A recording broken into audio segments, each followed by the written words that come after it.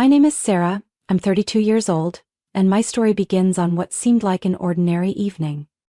My husband's family had planned a trip to a beachfront resort in Florida. A vacation I had been eagerly anticipating. After years of being married to Ethan, I had always tried to integrate myself into his family, hoping that one day they would truly see me as one of their own. But then I realized, some things can never change, no matter how hard you try. Ethan and I arrived at the resort after a long flight. The turquoise ocean, golden sunlight, and salty breeze gave me a glimmer of hope that this trip might bring me closer to his family. But it didn't take long for reality to prove me wrong. At our very first dinner at an upscale beachfront restaurant, I sensed something was off. As the waiter led us to our table, I smiled and followed along, only for my mother-in-law Margaret to slowly shake her head. "There seems to be a misunderstanding," she said, placing the menu down. "Sarah will need a separate table." I froze, thinking I had misheard her. "Sorry, what do you mean?" I glanced around, making sure she wasn't talking about someone else. Margaret didn't even look at me. Instead, she gestured dismissively toward the waiter. "It's our family tradition. Daughters-in-law sit separately during family gatherings." I turned to Ethan, expecting him to speak up for me, but he only sighed and shrugged, as if this was nothing worth arguing over. "It's just how they do things, babe, it's not a big deal." I felt my stomach drop. A heavy silence settled over me, though no one else at the table seemed to notice. They had already moved on, flipping through their menus, chatting as if nothing unusual had happened. Not wanting to cause a scene in a crowded restaurant, I reluctantly took my place at the small table the waiter had prepared for me, just a few steps away from them. Sitting alone, I felt like an outsider among strangers. From where I sat, I could hear their laughter, their conversations, the family I was supposedly a part of, yet was never truly included in. I should have walked out right then. I should have realized this wasn't a misunderstanding, nor was it some random family tradition. It was a message, loud and clear, that I had never been one of them. But I stayed. I told myself that maybe this was just a quirky tradition I hadn't known about, maybe things would be better tomorrow. Maybe if I kept trying, his family would eventually open their hearts to me. I was wrong. The next morning I woke up early, excited to join them for breakfast. I sent Ethan a text asking where they were, but there was no response, so I wandered through the resort, searching for them among the crowded dining tables. And then I saw them. Ethan's family was already gathered around a large table, enjoying breakfast, their voices filled with laughter. Ethan sat there, chatting with his parents and sister, as if I didn't even exist. I took a deep breath, forcing myself to stay calm. As I approached, I spoke gently. "Why didn't anyone tell me you were down here?" My father-in-law Richard glanced up, looking mildly surprised, almost as if my presence was entirely unnecessary. "We thought you'd figure it out." Margaret, still calmly stirring her coffee, added, "We have our own way of doing things, Sarah. You should start getting used to it." I turned to Ethan, hoping for some kind of reaction, an explanation, something to show that he cared. But he simply took another bite of his toast, not even a hint of guilt on his face. And that was when I finally understood. I didn't belong in this family. I had never been accepted. And Ethan, the one person who should have stood by me, had left me to fend for myself. But what they didn't know was that I wasn't someone who would let herself be trampled on. I let out a small, knowing smile, pulled out a chair and whispered softly, only loud enough for myself to hear. "Fine. If this is how you do things, then I have my own way too." I sat there quietly, watching them enjoy their breakfast as if I were invisible. The conversations, the laughter, the exchanged glances, all of it had no space for me. I should have known this wasn't just a misunderstanding. I should have accepted the truth. I stood up, keeping my expression polite. "I think I'll go for a walk." No one looked up. Ethan gave a lazy nod, not even bothering to ask where I was going or if I was okay. I walked out of the restaurant, feeling the warm Florida sun on my shoulders. The beach stretched out before me, waves rolling onto the shore, steady and unbothered. But I couldn't enjoy it. I had been married to Ethan for 3 years. 3 years of trying, of patience, of compromise, and yet I was still just an outsider in the family I had once hoped to call my own. But what hurt the most wasn't how his parents treated me. It was how Ethan stood by and let it happen. I pulled out my phone, opening my messages, about to type something to him. But then I stopped. What was I going to say? That I felt hurt? That I wished he would stand up for me? I had said these things hundreds of times before, and Ethan's response had always been the same. A shrug and the words I had grown to resent. That's just how they do things. I sighed, slipping my phone back into my bag. Instead of waiting for him to change, I decided to do something for myself. I walked to the front desk of the resort and asked about their activities. The receptionist smiled and recommended a sunset cruise that evening. It sounded perfect. At least I could create my own joy even if no one else cared to include me. Later that afternoon, as I returned to my room to change, I heard laughter coming from the balcony. Ethan sat with his parents and his younger sister Liana, sipping cocktails leisurely. On the table in front of them was the resort's itinerary, but what left me stunned was what was written on it. A yacht tour, the exact same one I had just booked. But I hadn't been invited. I stepped closer, my heart skipping a beat. You going on a yacht tour? I tried to keep my voice calm. Liana turned to me, completely unfazed. Yeah, Mom booked it in advance. Don't you want to take a walk on the beach instead? I swallowed hard. And what about me? Ethan, you didn't think to tell me? Ethan looked up, his expression as indifferent as always. I figured you'd find your own thing to do. You like your freedom. I let out a sharp, humorless laugh. Freedom? Was that what he called being abandoned? I took a deep breath, locking eyes with Ethan. You know what? I'm starting to understand. This isn't about traditions or family customs. This is about choice.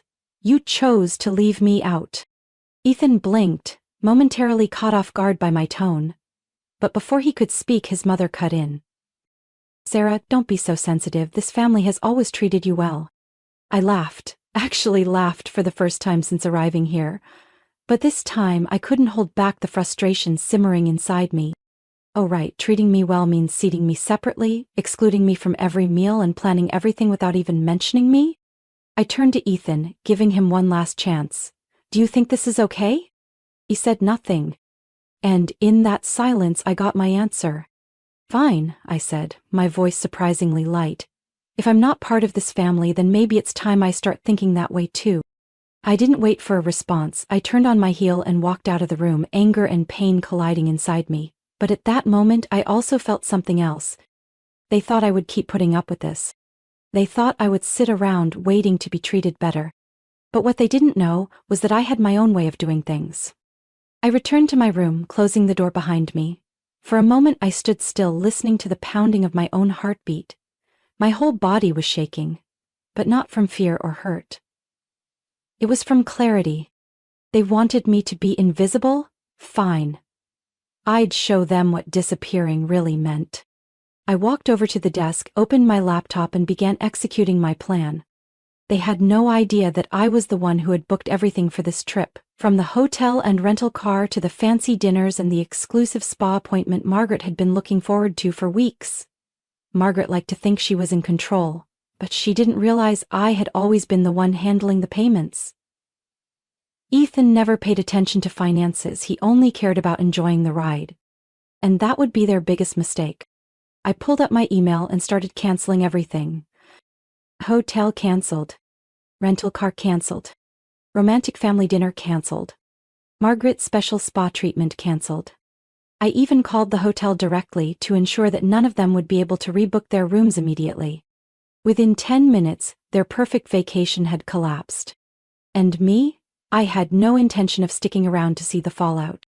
I packed my bags swiftly, taking only what I needed. Grabbing the keys to the rental car, I left the hotel without a word to anyone. The late afternoon sun cast a golden glow as I drove away from the resort, leaving the crashing waves behind me.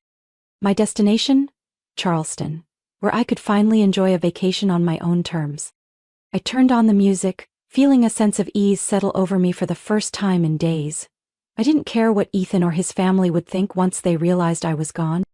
In fact, I was looking forward to that moment. The next morning, at the resort. Sipping my coffee on the balcony of my new hotel in Charleston, I gazed at the peaceful boats drifting along the water. Then my phone started buzzing. Again and again. I let it ring. A missed call. Then another. A message popped up. Ethan, where are you? I took another sip of coffee, staring out at the ocean with a satisfied smile. Another message followed. Ethan, what the hell did you do? The hotel says our reservations were canceled. My parents are freaking out. I smirked. Of course they were. Another call. Margaret. I didn't bother answering. Then the messages came flooding in. Margaret, what have you done? The hotel says our rooms are gone. The rental car is gone too. What is the meaning of this? I set my phone down, savoring the peace of sitting alone, undisturbed. Finally, they were experiencing what I had gone through, the isolation, the helplessness, the frustration of being cast aside. A few minutes later, Ethan called again. This time I answered. Where are you? His voice was tense. I shrugged even though he couldn't see me. Charleston. Charleston, why are you there? I took a slow sip of my coffee, relishing the moment before replying, because there are people here who actually value my presence. I heard Margaret shouting in the background. What has she done? Ethan, tell her to come back immediately. Ethan sighed. Sarah, do you realize how much trouble this is causing my parents? I cut him off. I know. And I don't care. A long silence followed. I could almost picture the confused look on Ethan's face. You can't just do this, Sarah. They're my family. I let out a soft laugh. You're right. They're your family. But you forgot one important thing. What? I tilted my head, speaking slowly and deliberately. I'm not part of it anymore. Then I hung up. My phone buzzed again almost instantly, but I didn't even glance at it. Instead, I turned on my favorite playlist, leaned back in my chair, and let the ocean breeze wash over me. At the resort, chaos unfolds. Ethan slammed his phone onto the table, running a frustrated hand through his hair as his mother, Margaret, turned beet red with fury. What the hell did she do? Margaret nearly shrieked, her sharp eyes locking onto her son. Why did the hotel say our reservations were canceled? Ethan sighed, trying to keep his composure. Mom, I told you, Sarah booked everything, and now she's canceled everything. Richard, Ethan's father, slammed his hand on the table, nearly knocking over his glass of orange juice. What? You mean to tell me we don't have a room? What about the rental car? Ethan shook his head. That's gone too. Margaret's mouth fell open in disbelief. No, this can't be. I booked that spa appointment 3 weeks ago. She can't. Right then her phone buzzed, a message from the spa. Dear Margaret, we confirm that your spa appointment this afternoon has been cancelled per the request of the original booking party.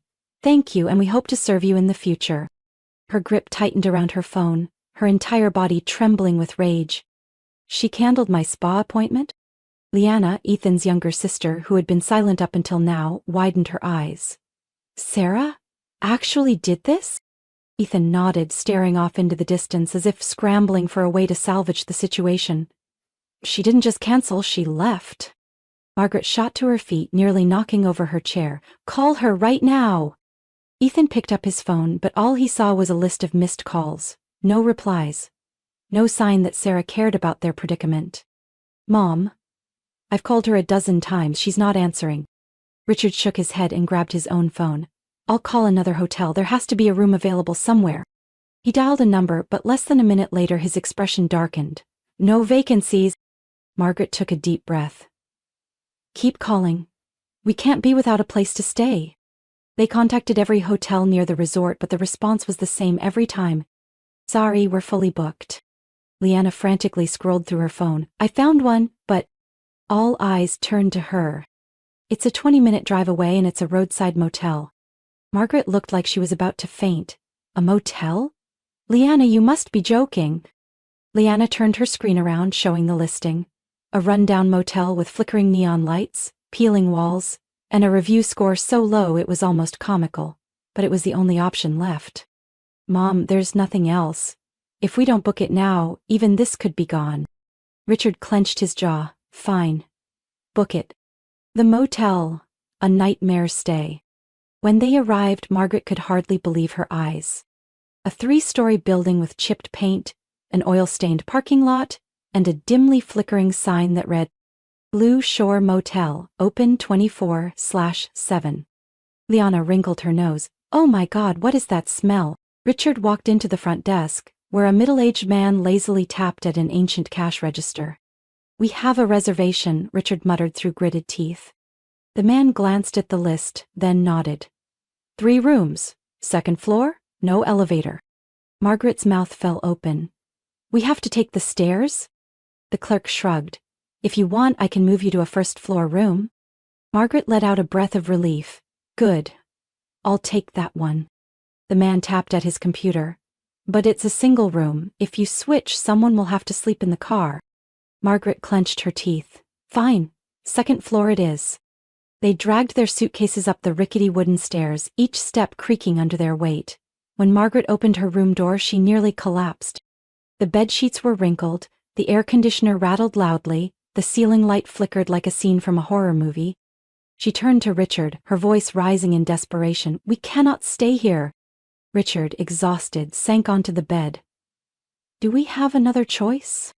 Ethan sat on the edge of his bed, his face tense with anger. He picked up his phone and called Sarah again. The phone rang and rang and rang. No answer. Then, the screen lit up with a message from Sarah. Sarah, feeling comfortable. Ethan clenched his jaw, typing furiously. You can't do this to my family, they're losing their minds. Sarah read the message. But she didn't reply. Margaret sat down, gripping the arms of the chair. Ethan, call her back right now, tell her to return. We cannot let her do this to our family. Ethan typed another message. Sarah, what are you doing? Everyone is stuck here. A few seconds later, a new message appeared. Sarah, isn't this how your family does things? Ethan stared at the screen, frozen. Margaret snatched the phone from his hands, reading the message, her face turning red with fury. But no matter how angry they were, I was still peacefully enjoying my vacation while they were trapped in the very indifference they had once shown me. I lounged on the balcony of my Charleston hotel, a cold cocktail in hand, the sea breeze gently tousling my hair. A peacefulness settled over me, a feeling I hadn't known in a long time. Then my phone buzzed, pulling me back to reality. A message from an unknown number. Sarah, I heard what happened. I just wanted to say, you're not the first. I frowned and opened the message. The sender was Natalie, Ethan's cousin. I didn't know much about Natalie, just that she lived in another state and rarely attended family gatherings. But her words sent a strange chill through me. What do you mean? I typed back, a sinking feeling growing in my chest. Seconds later, Natalie replied. Ethan's ex-wife. Do you know about her? I blinked. Ex-wife? I knew Ethan had been married before, but he had always said they just weren't compatible and had parted ways amicably. I had never questioned it. I figured everyone had a past. But now, my stomach twisted. He said they divorced because they weren't a good match, I replied, an unease creeping over me. Natalie responded almost instantly. That's what he tells everyone. But that's not the truth. Do you want to know? I hesitated, my fingers hovering over the screen. Did I want to know? Part of me wanted to ignore it, to enjoy my peace without thinking about Ethan anymore. But another part of me needed to know. I took a deep breath. Tell me. Natalie sent a long message. Before you, Ethan was married to a woman named Olivia. When she joined the family, they treated her exactly like they treated you. They isolated her, forced her to sit separately, excluded her from family activities, and deliberately ignored her during important moments. She endured it for 2 years trying to fit in, but in the end, she couldn't take it anymore and left. Right in the middle of a vacation. Just like you. I gripped my phone tighter, every word cutting deep. I wasn't the first, but the worst part was yet to come. They call it a family test. They do this to every woman who marries into their family. If she's obedient, endures it without complaining, and proves herself, they might slowly accept her. But if she resists or leaves, they blame her and never speak of her again. And Ethan? He always sides with his parents. He always lets them control everything. Just like he's doing now. I could hardly believe what I was reading. A family test? A twisted game to see if I was worthy enough? I typed quickly, so what did Olivia do? Natalie responded immediately. She left Ethan and never looked back. Later, she told her family and friends what happened, but no one believed her. Ethan's parents told everyone she had personality issues, that she was too sensitive, and couldn't adapt. And Ethan never defended her. She went through hell, Sarah, just like you. I felt like I had been doused in cold water. Ethan had known. He had seen this happen to Olivia. He had known exactly what his family did to their daughters-in-law. And he let it happen anyway. No, not just let it happen. He had been complicit. I hadn't realized how tightly I was gripping my phone until my knuckles ached. I closed my eyes trying to steady myself, but my mind reeled with memories. Every moment of exclusion on this vacation, every lonely meal, every trip they planned without me, the way Ethan always shrugged whenever I tried to express how I felt. I wasn't the first. And if I did nothing, I wouldn't be the last. Taking a deep breath, I opened my phone and searched for a name I had never thought about before. Olivia. I didn't know what I would find, but I knew one thing. I wouldn't let this story end like the ones before. The next morning I woke up in my Charleston hotel room, feeling more at peace than I had in years. No more hushed conversations from my in-laws, no more disapproving glares from Margaret, and most importantly, no more Ethan. I pulled back the curtains, letting the warm sunlight flood the room. For the first time in a long time, I felt truly free. I made myself a cup of coffee and picked up my phone. Still dozens of unread messages, from Ethan, from Margaret, even from Richard. I skimmed past them without replying. But then, one message stopped me cold. Then, Sarah, I had no other choice. I called the police. I blinked, a chill running down my spine. Right then my phone rang, an unknown number. I hesitated for a moment before answering. Hello? Good morning, this is Officer Daniels from the Hilton Head Police Department. We received a missing person report. Are you Sarah Mitchell? I tightened my grip on the phone, keeping my voice steady. Yes, I'm Sarah, but I'm not missing. A brief pause. Can you confirm that you left voluntarily? I let out a dry laugh. Not only did I leave voluntarily, but I was the one who booked every part of that trip. I don't know what my husband told you, but I can assure you I am completely fine and very much not missing. Officer Daniels cleared his throat. I understand. However, your husband reported that you left without notice, haven't answered his calls, and that he's concerned for your safety. I clenched my jaw, anger bubbling up. He's not worried about my safety. He's worried that I won't come back to play the obedient wife for his family anymore. Daniels was silent for a moment before speaking carefully. Would you like us to document this? If you feel uncomfortable with him contacting you, we can assist you in requesting a no-contact order to prevent further calls and messages. I gazed out at the distant waves, feeling a slow simmering rage rise within me. Ethan was no longer the man I once loved. He had become someone obsessed with control, someone who couldn't accept that I had the right to leave. I took a deep breath, then spoke firmly. Yes, I want to request that Ethan stop contacting me, and if he continues to harass me, I want to know the legal steps I can take to protect myself. Daniels noted it down. I'll send you the necessary information. If you need further assistance, don't hesitate to reach out. I thanked him and hung up. As soon as I did, another message popped up on my screen. Ethan, Sarah, you've taken this too far. I just wanted to make sure you were safe. I didn't reply. Instead, I scrolled down to Ethan's name in my contact list and blocked his number. Just like the way he had slowly erased me from his life, bit by bit, until I no longer existed. Meanwhile, in Hilton Head, Ethan threw his phone onto the bed, his face flushed with anger. She blocked me. Margaret, sitting at the edge of the shabby motel bed, crossed her arms in frustration. She dares to do this? We have to do something. Liana, Ethan's younger sister, sighed. Mom, maybe we should just stop. Sarah doesn't want to come back, and I don't think forcing her will help anything. Margaret snapped her head toward her daughter. What did you just say? Whose side are you on? Liana leaned back in her chair, looking exhausted. I'm just saying, maybe she was right. Ethan shot to his feet. This can't end like this. She's my wife. She can't just walk away over a misunderstanding.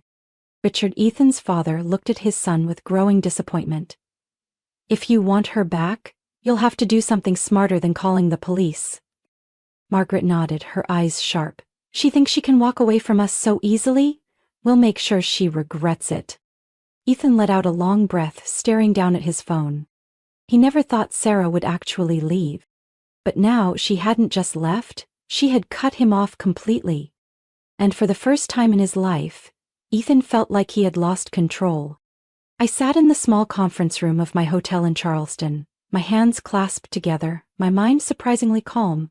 In front of me was a long table with a few neatly placed bottles of water. I didn't need anything elaborate, I just needed the truth. Outside, I could hear the familiar voices arguing. Margaret's sharp as a blade, Richard speaking quietly to Ethan, probably trying to regain control of the situation. But none of them realized that the dynamics had changed. I was no longer the woman they could push around. The door swung open and Ethan entered first. His eyes met mine, but all I saw in them was hesitation and confusion. Margaret and Richard followed, their faces tight with frustration, while Liana hesitated for a moment before stepping in. I leaned back in my chair, crossing my arms, a faint smile on my lips. Good. Everyone's here. Sit down. Margaret slammed her purse onto the table, her glare seething.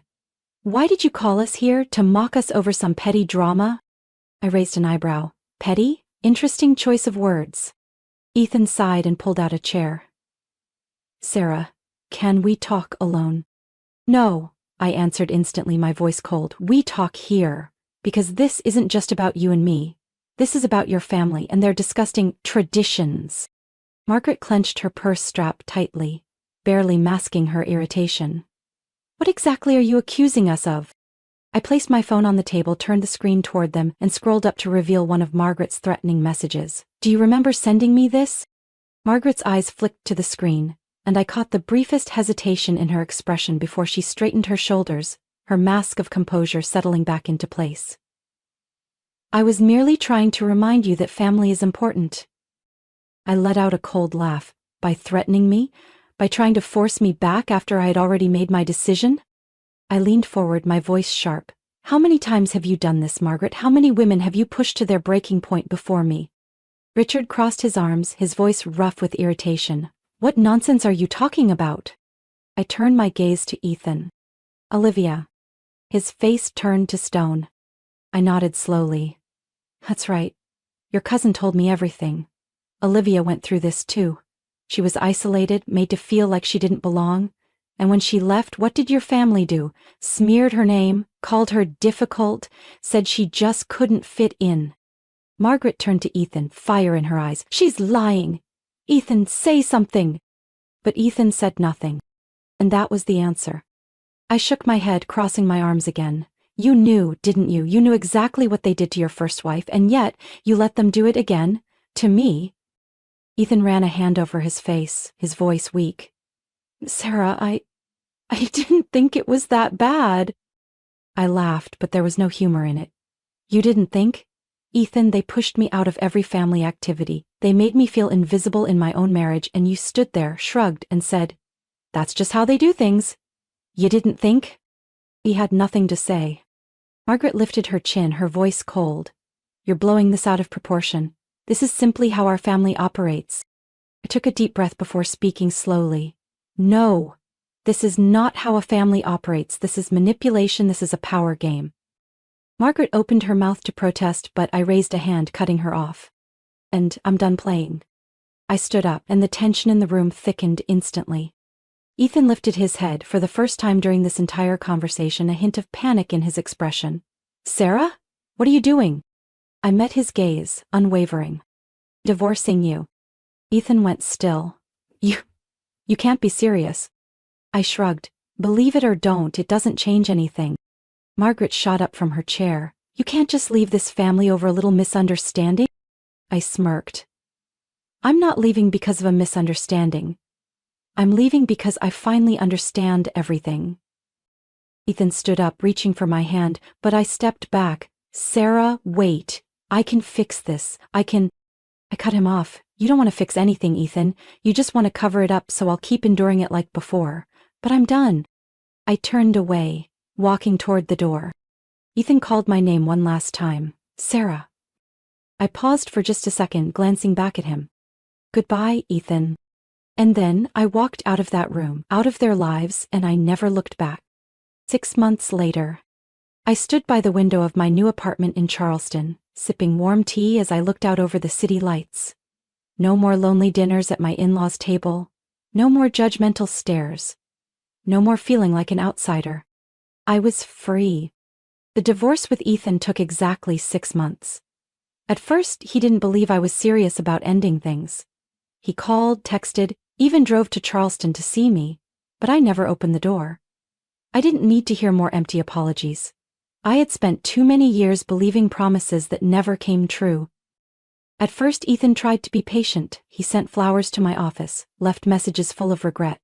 "I know I was wrong, I'll change. We can start over. I love you, Sarah, please don't let go."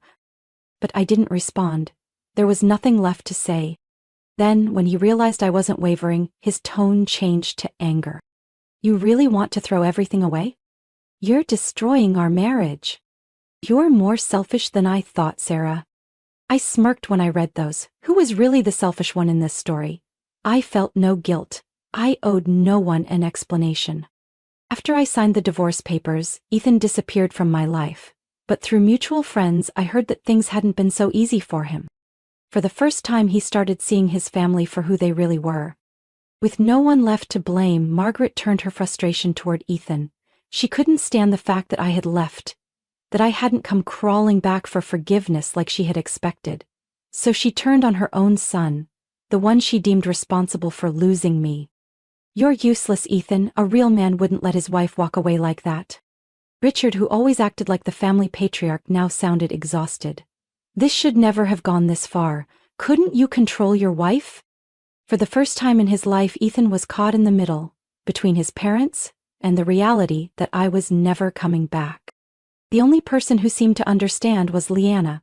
I heard she had a huge argument with her mother. "Did you really think you could treat her like that, and there'd be no consequences? Sarah did the right thing." But Margaret would never admit she was wrong. She blamed me. She blamed Ethan. She even blamed Leanna. But never once did she take a moment to look at herself. Ethan slowly realized his family wasn't as perfect as he had believed. Without me there to play the dutiful wife keeping things together, all their conflicts started to surface. But none of that mattered to me anymore.